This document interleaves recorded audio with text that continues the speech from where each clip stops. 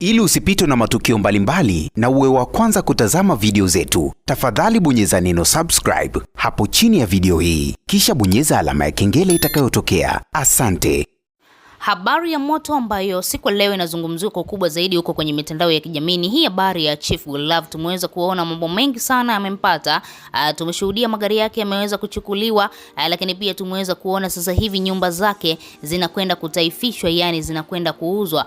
Kumbe Chief Godlove alikuwa anajihusisha na mambo ya mikopo. Chief Godlove alikuwa anakopa pesa huku na kule, baadaye anakuja mitandaoni huku anaanza kutudanganya, mara tafuteni vijana hela, mara pambaneni, lakini kumbe mwenzetu yeye alikuwa anachukua tu mikopo huko katika mabenki ili mradi tu aje kujionyesha kwenye mitandao ya kijamii. Lakini pia kuhusiana na magari yake, inasemekana kuna kampuni ambayo Chief Godlove alikuwa anaifanyia kazi huko Japani, basi wakawa wamempatia kwa sababu wao yeye ni balozi wao, hivyo basi alitakiwa kuitangaza ile kampuni, lakini Chief Godlove aliamua kurelax na magari ya watu bila kuitangaza hiyo kampuni. Baadaye ikapelekea shida, Chief Godlove magari yake yote yameweza kuondolewa. Sasa kuna swala kubwa ambalo watu wengi sana walitamani kulisikia, ni kuhusiana na huyu msanii wa Chief Godlove, Pipi Jojo.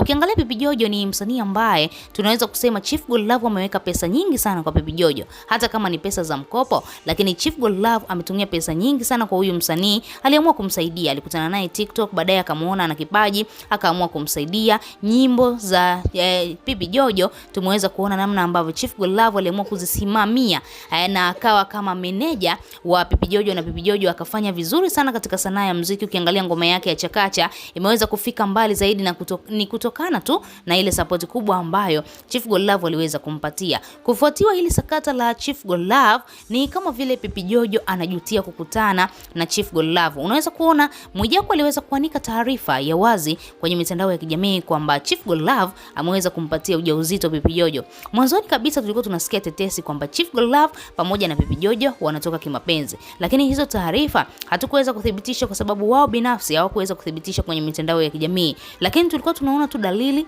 tulikuwa tunaona tu namna ambavyo wanakaa, namna ambavyo wanasogeleana, wanakumbatiana. Kuna muda au kuna video ambayo tuliiona ikionyesha Chief Godlove akiwa katika eneo fulani hivi la boti, akiwa huko ufukweni. Baadaye Pipi Jojo akaja akaanza kumkisi mdomoni. Watu wakasema jamani, hii haiwezekani. Haya ni mapenzi ya baba na mtoto wake kweli? Kuna kitu ambacho hakipo sawa kinaendelea hapo. Ndipo juzi Mwijaku akaja kulizungumzia hili swala na kudai kwamba Chief Godlove amempatia ujauzito Pipi Jojo, ndio maana Pipi Jojo haonekani mitandaoni. Pipi Jojo aliamua kukaa kimya mitandaoni.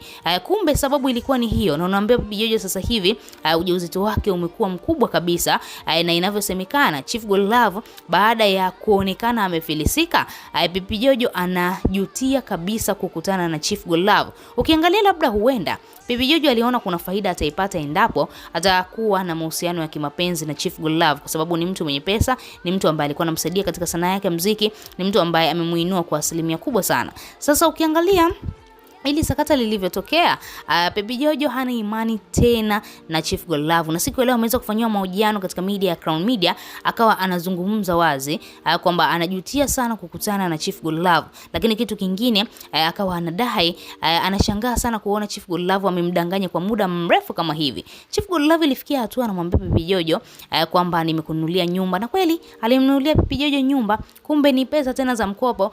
Pipi Jojo anakuambia sasa hivi hana pa kuishi. Watu wamekuja hapo wamemwambia atoke, kila kitu kilichoko huko ndani ni mali ya benki, benki wanataka kuuza hiyo nyumba.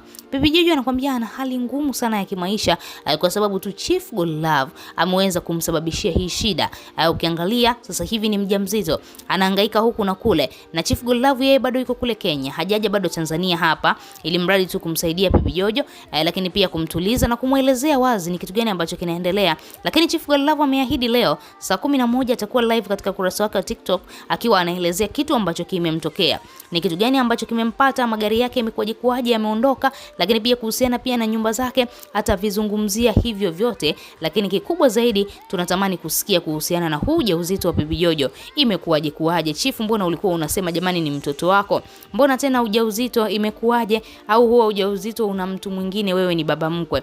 Ukweli wote tutaujua baada ya Chief Godlove kuruka live katika ukurasa wake wa TikTok akiwa anazungumza kuhusiana kuhusiana na hilo sakata zima ambalo limemtokea. Lakini kiufupi, hautakiwi kumcheka Chief Godlove, unatakiwa kumpatia pole kwa sababu ni janga tu ili limetokea, huenda likapita, ni msimu, halafu baadaye maisha yake mengine yakaendelea. Wewe kama shabiki una lipi la kuzungumza? Tuachie maoni yako, lakini pia nikukumbusha ambaye bado hujasubscribe, bonyeza maandishi mekundu yaliyoandikwa neno subscribe chini ya video hii.